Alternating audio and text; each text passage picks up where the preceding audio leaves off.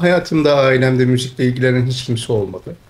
Ben neyle tanışmam biraz müziğin terapi alanında insana faydasını gördükten sonra, duyduktan sonra oldu. Neyin ne olduğunu o zaman öğrenmeye başladım. Neyle tanıştık? Çok şükür. Bir şekilde hayatımıza güzellikler kattı. Bir şekilde hayatımıza farklılıklar kattı. Evet, o sabrı beraberinde kattı. O güzellikleri beraberinde kendisiyle beraber getirdi. Çok güzel dostluklar edindik sayesinde. Çok güzel arkadaşlıklar edindik sayesinde.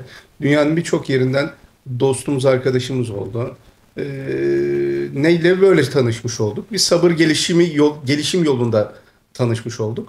Biraz engebeli bir araziydi ama çok şükür bayağı bir yol kat ettik. İnşallah bundan sonrası daha selametli olur, daha geldiğimizden daha düzgün olur diye ümit ediyoruz. 2004 senesinde neyle tanışmam var? 2005 senesinde ney yapımı ile ilgilenmeye başladım. 2006 senesinde de atölyeyi açtım.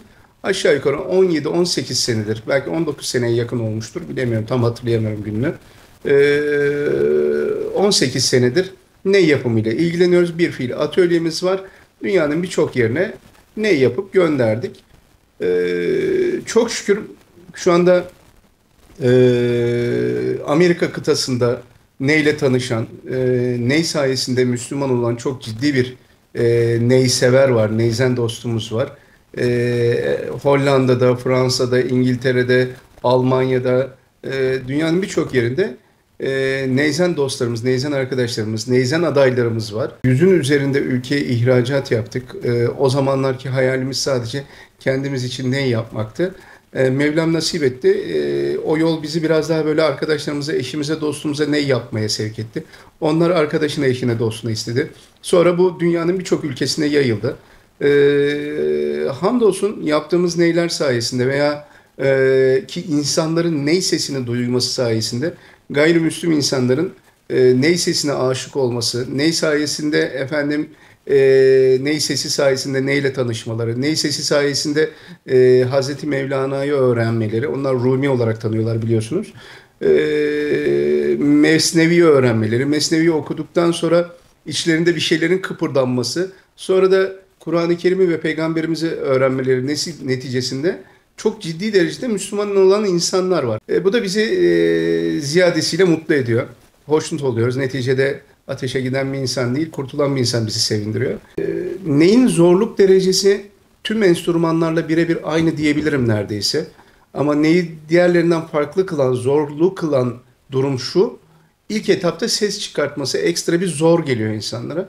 Doğru açıyı bulduğunuz zaman otomatikman ses kendiliğinden çıkmaya başlıyor. Sonrası asıl zorluk derecesi ondan sonra başlıyor. Her enstrümanda olduğu gibi. Nota okumayı öğrenmeniz gerekiyor. Alfabeyi ilk defa okuma yazmayı öğrenir gibi bir duruma dönüyorsunuz. Sonra o kelimelerin anlamını, o cümlelerin anlamını öğrenmeye başlıyorsunuz. O cümleleri tatbik etmeye başlıyorsunuz, uygulamaya başlıyorsunuz. Bir öğrenci gibi sürekli bir şekilde müzik öğrenmeye çalışıyorsanız, çünkü müziğin dili başka. Hem yabancı dil öğreniyor gibisiniz, hem kendinizden bir dil öğreniyor gibisiniz. O kalıplar içerisinde bir yolculuğa giriyorsunuz. Bu da gerçekten uzun süreli bir yolculuk. Ney kamışı bildiğiniz gibi bir hani böyle kamış cinsidir. Mısır kamışına benzer. İşte bu dere kenarlarındaki sazlık kamışlara benzer. Ama tam olarak dere kenarlarında yetişmez. Biraz daha ovalarda ve kurak yerlerde yetişir. Boyları 3-4 metreden başlayıp 8-10 metreye kadar çıkabilir. Ama şöyle bir şey var. Gittiğiniz zaman belki bir kamışlık alanda birkaç bin tane kamış olur. Onun arasından bir tane çıkmaz. Bir kamışlık alanda 10 tane kamış olur. İçerisinden 8 tane neylik kamış çıkabilir. Onun için her neyden ney kamışı olmaz.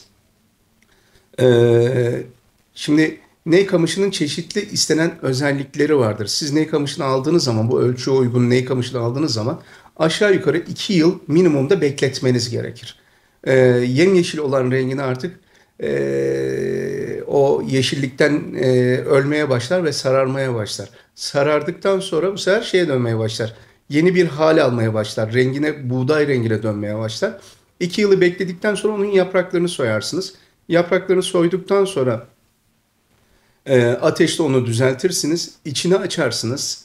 İçini açtıktan sonra da yavaş yavaş o üzerindeki sır perdelerinin olması gereken yerlerin yerini bulup oraları açmaya ve doğru sesleri verdirmeye çalışırsınız. Bunları verdirdikten sonra ayağına efendime söyleyeyim prangasını, boynuna boyunduruğunu taktıktan sonra tepesine de külahını takarsınız. Artık dersiniz ki bizim sana öğrettiğimiz sesleri sen git başka bir yerde lütfen hani aktar, insanlara aktar. Onlar da duysun. Onlar da sana öğrettiğimiz sesleri en azından senden duysunlar, dinlesinler deriz. Ney biraz hani Hazreti Mevlana'nın yine söylediği gibi insanı kamile benzer. İnsanı kamil nerede yetişir? Allah bir yerde eğitimle gelişir.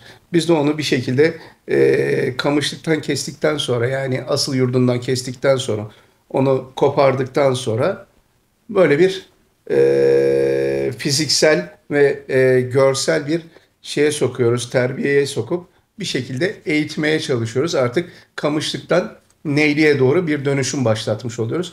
Çok şükür onun sonunda da güzel bir iş ortaya çıkabiliyor.